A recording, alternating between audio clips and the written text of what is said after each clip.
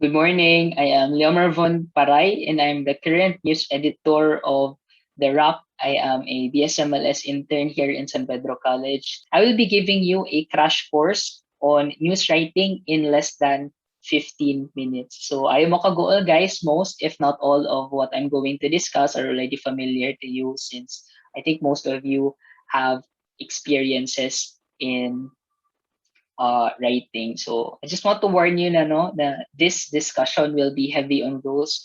And I want you to pay attention to these rules because they can really help you come up with a good news article for your practical examination this afternoon. Okay, so let's start. Let us define what is news. So according to the slide, news gives the readers factual information that will affect or interest them in some way. So no, it's very straightforward. It is a very clear definition of what news is. It's basically just information on current events. No, that's news. Now let's talk about the three qualities of a good news article. The first and most important good is accuracy because a news story can be interesting and well written, but if it contains errors, it is worthless.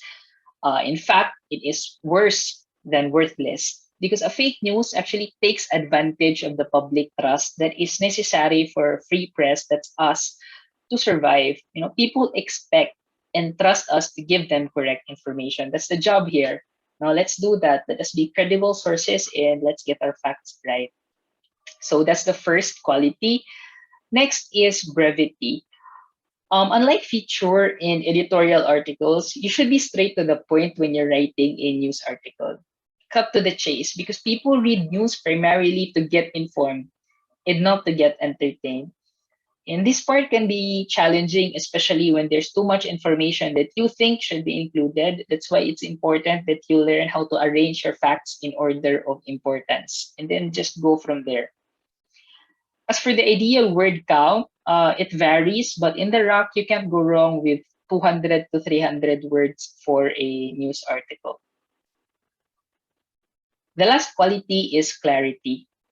A good news article should be easy to follow and is written in a simple way. Do not use fancy words. The simpler the words, the simpler the sentences, the better. As for the jargons, you can actually apply jargons pag sports news. Pero pag plain news, just use layman's terms. Okay? So those are the three qualities of a good news article. It should be accurate, it should be brief, it should be clear. So that's the ABC of news writing. So always remember that. Now let's proceed to the checklist before you write a news article. First, gather your facts and verify them for accuracy's sake. So how do you do a fact check? If it's a live coverage, you ask reliable people. If it's an information online, you check if it's consistent from one reliable news source to another. So basta always verify your facts before you include them in your news. Next, conduct interviews with reliable and relevant sources, but also be wise in selecting who you interview. No, choose those that can contribute the most relevant and most reliable information to your story. If, for example, you're sent to a live coverage for a competition, tapos buhatan mo siya news, who are the potential persons that you should interview? Mga bystanders ba? Ang audience ba? Ay, pwede, but no, go straight to the source guild. You interview the organizers, the judges, and even the participants themselves. Okay? Kay sila magyud ang subject sa news, no? So it's better if your information comes from them. So, okay, be wise. Next is understand the whole story. Di ba one of the qualities of a good news article is clarity? Now, how can you write something clear for the readers if it's not clear to you to begin with? No? So, before you write a news article, you have to understand the story first. You do research, you ask around, make sure that you master the story, that you can write it on your own, no? Na kanang kaya rin mo siya i-explain by yourself. That's when you know na nakasabot din ka sa story. Now, for the things that we should not do in news writing. So first, avoid editorializing yun. You stick to your purpose. Again, unsay purpose in news gani, it is to inform, not to persuade, not to entertain. So avoid describing and do not put your own adjectives. All right. Next, avoid using first and second person pronouns like I, my, our, we, simply because it's not your point of view. No, you're just writing the story. You're not part of it. No. Next, avoid paragraphs that are too long. A paragraph in a news article should only consist of 1 to 2 sentences. No, it may be surprising for some, pero katong mga kabalo na ginubuhat of news, 1 to 2 sentences. That's already enough. That's already ideal for a paragraph in a news article.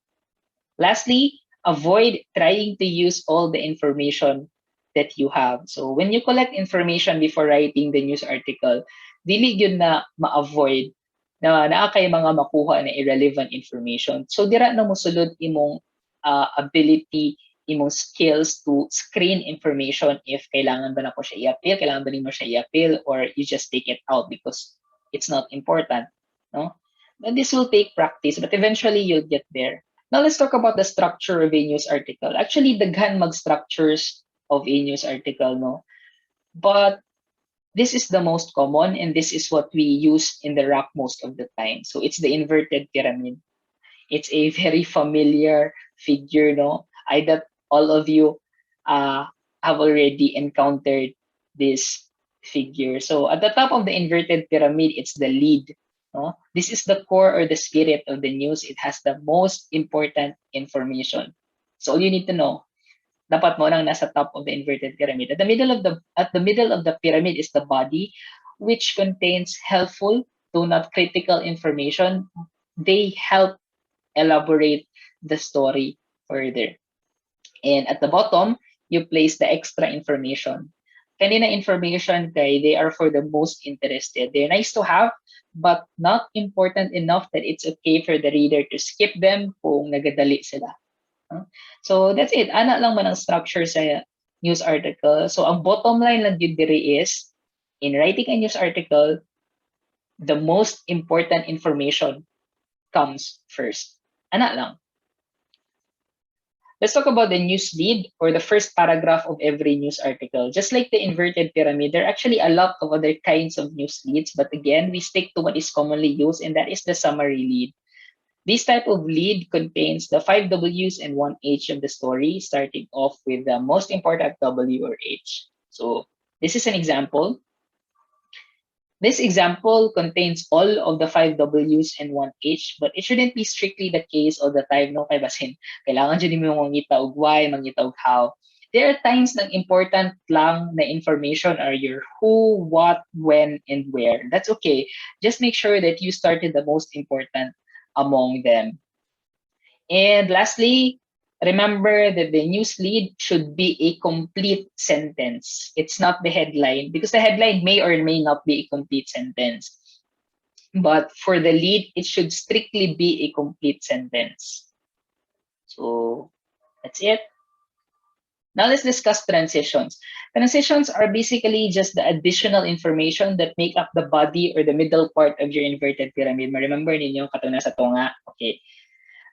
Ang naadira kay mga transitions. So, the additional information, di ba? Anak ko, the middle part of the pyramid contains the information that can elaborate the story further. So, they keep the story flowing. So, an example, kani, this is the lead, and then transition, 2 transitions after the lead. So, this is an example. So, just additional information. That's it.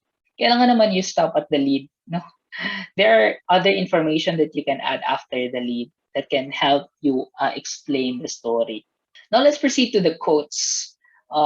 Quotes bring a story to life and they let your sources tell the story. That's why it's important to conduct interviews. No? You get information straight from the sources and let them tell the story with their own words and by you quoting them, if they are quote-worthy. So take note of the last bullet. No, not everything from interviews deserves to be presented as quotes. So be wise in choosing quotes. If you can explain them better in your own words, you go for it. But if impactful yun ang quote, then you write it as a direct quote.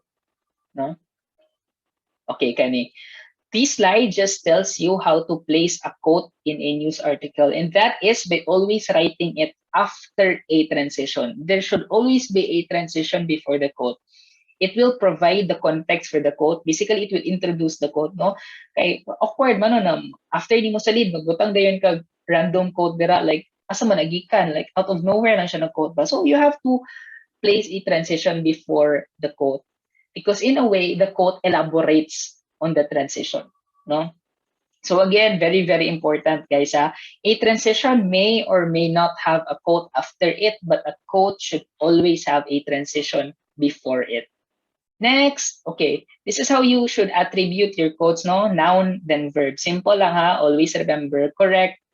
Ang DS said, do not use said DS. So, easy to remember. Just say DS said, no? Always the noun followed by the verb. Now, for the last part of this crash course, the headline. So, the headline is the first word of the whole news article that the readers are going to read. So, you might as well make it catchy. But also, no, also catchy but short. Do not make it, do not write it as long as your lead. No? 5 to 10 words is enough. It needs not be a complete sentence, unlike your lead, which should always be a complete sentence. But there's a common formula that you should follow. This is the formula that I'm talking about. A headline should have a subject, a verb, and an object. So remember who did what. So in this example, the subject is Heidelin Diaz. What did she do? She earned what? The Philippines' first Olympic gold medal. So the headline will go something like Heidelin Diaz earns PH first Olympic gold medal. So, di ba, na ay subject, si Heidelin Diaz na ay verb, and na ay po object. Okay, so about this slide, I'm sure some of you have heard about the headline vocabulary already. So these are list of words that have counterpart na mga terms na pwede nimo gamiton instead of the word mismo because they are shorter, no? You can use that, but no, but always take into consideration who your readers are. Because if you're writing for press conferences, syempre your readers are veterans, mga judges, so they probably know what the headline vocabulary is. Plus, syempre, pag contest, di ba, the shorter the better. Pero in the RAC kasi, our readers are students, so we opt for the word na mas masabtan sa isa ka regular student. Okay, I'll give you some examples. All right. The term arrest, na siya counterpart na term sa headline vocabulary, and that's nab. No? So instead of using arrest in news articles, you use nab, especially in headlines for press conferences. But if, for example, you're writing for the RAC, a regular student does not understand what nab means, mano. So in this case, go for arrest instead of nab, even though it's longer by, let's say, by 3 letters. No, it it mas masabtan man gud siya sa students kaysa sa word na nab. Another is probe, no? It's the shorter term for investigate, no? If we're writing for the school paper, we go with investigate. Kay mas masabtan man sa students ang investigate kaysa sa probe. Although it's longer by how many letters, but it gets the message across better man good, no? So use investigate. Always, bottom line, always go back to who your readers are. Next, never use verbs in past tense in the headline. So if it's a past story, use present tense. If it's a future story, use infinitives. Kanang infinitives kana mga to, like to investigate, to appeal, to run, Isko Moreno to run for president in the 2022 elections. So if something is still bound to happen, it hasn't happened yet, so you use an infinitive. Pero kung nahuman na siya, you use a present tense, no? Dili ka mag past tense dito. Okay? Okay, articles like an, a, and the should be removed, and other connecting terms like because, due to in the headline, no? Because they just make the headlines unnecessarily longer. Do not include them. ma-tweak na nimo siya in a way na kanang ma-shorten nimo siya without using these words. So this is an example. Also, speaking about these articles, no, yung kanang a, an, and the, avoid using them to start your paragraphs. Like any paragraph for that matter, they are a no-no. And then, okay, use active voice. Kabalo naman mo, ana, no? Use active voice. Dili na mga mag-bye-bye.